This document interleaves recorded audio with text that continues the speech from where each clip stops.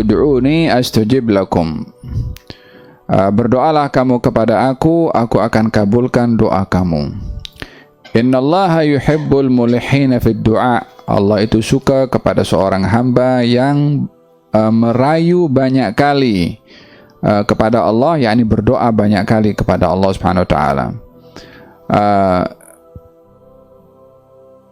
Di antara adab-adabnya doa, selain daripada memulakan doa itu dengan memuji kepada Allah, bersalawat kepada Rasulullah, meminta yang baik, tak boleh meminta yang tidak baik, tak tergesa-gesa untuk menunggu datangnya kabul daripada Allah, dan juga mengakhiri doa itu dengan memuji dan salawat, menghadap qiblah ketika berdoa, menadahkan tangan. Kesemua itu bahagian daripada adab-adab doa, termasuk yakin kalau doa kita itu dikabulkan oleh Allah. Itu bahagian daripada adab-adab dalam berdoa. Di antara juga adab-adab dalam berdoa adalah memilih waktu dan masa atau tempat yang dijanjikan pada waktu dan tempat itu kabulnya doa. Setiap doa itu dijanjikan oleh Allah kabul. Hanya datangnya kabul, ada yang cepat, ada yang lambat, ada yang disimpan oleh Allah Subhanahu wa taala. Hal doa yang dikabulkan ini ada 3 aujuh, ada 3 keadaan. Ada yang dikabulkan dengan diberi apa yang diminta. Ada ini yang diberi apa yang diminta, maksudnya diberi di dunia, cepat atau lambat, ya. Yang kedua, ada doa yang dikabulkan oleh Allah tapi dalam bentuk ditolak bala. Apa yang diminta tidak diberi, namun bala yang akan kena diangkat oleh Allah karena dia berdoa. Ini pun salah satu bentuk kabul daripada doa. Terkadang doa itu dikabulkannya oleh Allah di akhirat, tidak diberi di dunia. Dengan demikian, doa itu yang memenuhi syarat pasti dikabulkan oleh Allah, namun bentuk kabulnya tidak sama. Oleh sebab yang demikian, bagi orang yang beriman ketika berdoa kepada Allah, tidak terfikir dalam hati dan fikiran mereka, doa saya tak diterima. Hanya orang yang sempit memahami arti kabul akan berkata demikian. Karena Allah Subhanahu wa taala menjanjikan kabulnya doa, namun bentuk kabulnya itu tidak seperti apa yang kita inginkan. Tidak boleh kita memahami doa itu kalau dikabulkan dengan diberi apa yang kita minta. Belum tentu. Bahkan ada kalanya doa itu yang kita meminta kepada Allah, kalau diberikan boleh menjadi juga jadi fitnah kepada kita.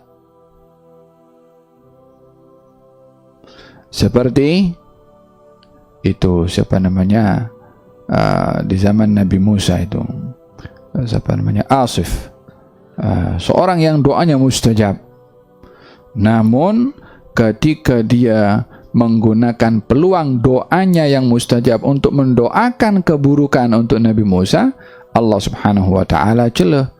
Allah Subhanahu wa taala berikan perumpamaan umpama seekor anjing memanfaatkan peluang kabulnya doa untuk keburukan bagi orang lain. Oleh sebab yang demikian, Imam Ali bin Muhammad bin Husain al-Habsyi dia mengatakan, wa idza ta'akhkhara matlabun falarubbama fi dzalika at-ta'khir kullal matma'i fasta'nisi bil man'i war'i haqqahu innar ridha wasful munibul المعي وإذا بدا من ناطق الوجدان ما يدعوك لليأس الذميم الأشنع فاستيقظي من نومة الغفلة وليكن الرجاء لك مرتعا فيه ارتعي حاشا الكريم يردهم عدشا وقد وردوا أصل الجود min dzal mambai. Kalau pemberian itu tidak kunjung tiba, maka kamu jangan gelisah. Bahkan hendaklah kamu tenang. Mungkin ditundanya pemberian itu satu pemberian. Biasakanlah kamu selesa dengan tidak diberi, karena sifat selesa dan ridha dengan ketentuan Allah adalah sifat orang-orang yang kembali kepada Allah. Bila mana terlintas dalam hati kamu kegelisahan, kenapa tak diterima? Kenapa begini? Aku dah banyak, aku dah berbuat, aku dah... Wa idza bada min natiqil wujdani ma. Kalau dalam hati ini banyak bercakap, kenapa? Fastayqizi. Hai, bangun kamu daripada lalainya. Jangan kamu sampai khilaf, jangan sampai kamu lalai. Yang kamu minta ini kepada Allah, yang kamu minta adalah Allah Subhanahu wa taala, yang tidak kurang kekayaannya sebanyak manapun yang kamu minta ataupun penduduk bumi meminta. Untuk apa Allah kedekut nak bagi kepada engkau hanya minta beberapa perkara, sementara kekayaannya tidak kurang? Kalau begitu, kalau dia tidak memberi, ada hikmah di sebaliknya. Fastayqizi min naumatil ghaflati wal yakunir raja. Hendaklah kamu sentiasa berdiri di pintu harapan. Laki marta'an fi hirta'i hasyal karim yurduhum adsyan. Tidak mungkin yang maha pemurah ini akan menolak orang yang meminta, sementara datang kepada yang maha pemurah. Kata sebahagian arifin mengatakan, iblis minta kepada Allah diberi, minta panjang umur dikasih. Takkan orang beriman tak dikasih oleh Allah SWT?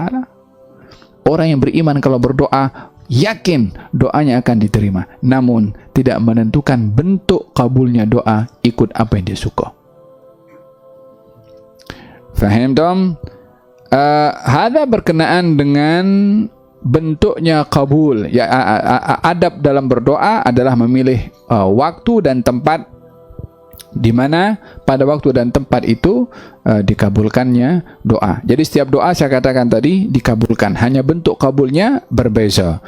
Di antara adab dalam berdoa adalah memilih tempat dan waktu yang sesuai. Tempat dan waktu yang mustajab atau yang dijadikan oleh Allah mustajab bermakna orang yang berdoa pada tempat dan waktu yang dijanjikan oleh Allah mustajab, pemberiannya oleh Allah Subhanahu wa taala akan diberi dengan dipercepat atau dilipat gandakan atau dilebihkan oleh Allah Subhanahu wa taala. Oleh sebab itu Allah menentukan beberapa tempat untuk kita berdoa, seperti multazam ketika melihat Ka'bah, ketika turun hujan, dalam perang seperti ini, dalam hadis ini, juga ketika azan. Maksudnya ketika azan di sini doa selepas azan. Dua tempat doa tidak ditolak. Ya, ini maksudnya dua tempat di mana tempat ini adalah masa yang dijadikan oleh Allah keberkatannya lebih untuk orang berdoa. Bila doa ketika azan. Maknanya ketika azan dijawab azan itu lalu berdoa. Jangan selesai azan baru berdoa. Azannya tak dibaca. Kena baca azan dulu, lepas itu berdoa. Allahumma rabb hadhihi da'wati tammah, sampai akhirnya kata baginda Rasulullah, barang siapa berdoa dengan doa tadi selepas azan, maka dia wajib mendapat syafaat aku di hari kiamat. Ambil peluang hari-hari kita boleh dapat 5 kali doa selepas azan untuk mendapatkan syafaat Nabi. Jadi kalau dengar azan serono, peluang nak dapat syafaat. Jangan dah maghrib dah. Macam mana dah maghrib? Jangan tengok masa yang berlalu. Peluang untuk mendapatkan syafaat. Dan doa atau tempat yang kedua atau keadaan di mana doa akan dikabulkan adalah ketika dalam keadaan perang. Dalam keadaan perang doa mustajab. Oleh hada, di antara senjata dalam berjihad adalah berdoa. Baginda Rasulullah setiap kali berperang pasti akan menggunakan senjata doa.